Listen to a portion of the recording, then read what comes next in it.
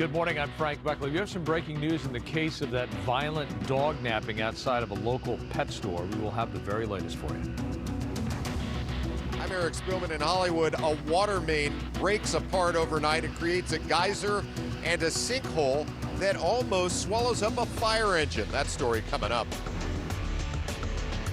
Good morning, I'm Jessica Holmes. We have new details about the location of a Chinese spy balloon flying in U.S. airspace. This as the Pentagon rejects China's claims about what the aircraft is doing. Good morning, I'm Sam Ruben Brandier here at 10 o'clock. People are still talking about the conversation Frank initiated about the way men and women talk. We will talk about that. And people are talking about a very popular local TV anchorman who has said so long here after more than 30 years on the air in L.A. We'll talk about it coming up.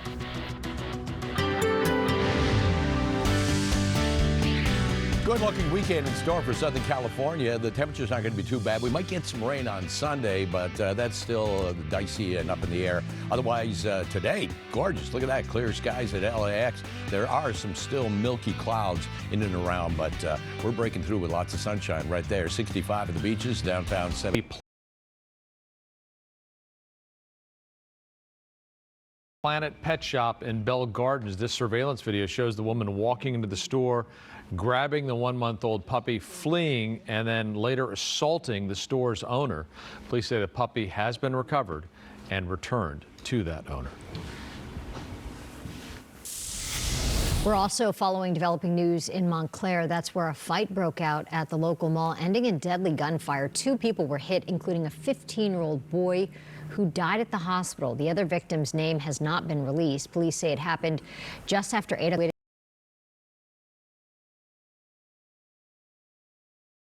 Shortly after the shooting, the gunman still remains at large this morning, and authorities have not released any description. It's unclear what led up to the fight. A pursuit suspect who led authorities on a 100-mile-an-hour chase from Orange to L.A. counties is due in court today for a pretrial hearing. 33-year-old Moreno Valley resident Johnny Anchondo is facing multiple felonies, including assaulting 8 law enforcement officers with a stolen truck last November. Began in Fullerton and ended in Hacienda Heights. At the time of the chase, he was on parole for attempted carjacking and evading police. He faces a maximum sentence of 54 years if he's convicted on all accounts. Meantime, a man who was caught in the middle of that pursuit is suing the Los Angeles County Sheriff's Department. The lawsuit claims battery, false arrest, and excessive force.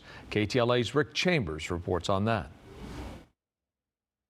Right at the end of the 90-minute pursuit, the stolen work truck rolls into a car at a Hacienda Heights intersection.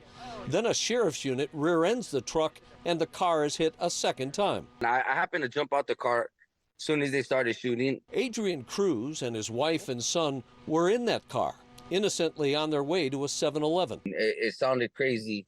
It sounded crazy, like a war zone. I got my son out and my wife out the car, and I told them to run, to safety. And I was doing so, the deputies just started smashing me. They immediately tackled me and started hitting me and socking me. In this close-up of the scene, you can see deputies swarming Cruz's car, some of them using it as a shield as shots are fired. Other deputies then taking Mr. Cruz to the ground. You could clearly see that I'm an innocent bystander, and they handled me in a manner where they made me feel like a suspect. You can also see the bruises that Cruz suffered during that takedown. It makes no sense to me.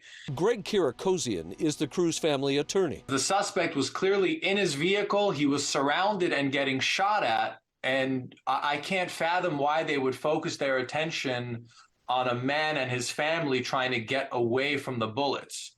A suit has now been filed against the county and the deputies. Suspect was shooting, but we do hear that they're... For once, I would like to see the sheriff's department acknowledge a mistake they made, acknowledge how much they hurt somebody, and take some accountability, but I doubt that's going to happen. Rick Chambers, KTLA 5 News. Now to this, we're following developing news in Beverly Hills, where fire ripped through a mansion under construction early this morning. Beverly Hills firefighters were called to Eldon Way, just off North Crescent Drive, around 4:35 this morning. Flames are roaring out of some windows and the roof when they arrived. LA City firefighters had to call in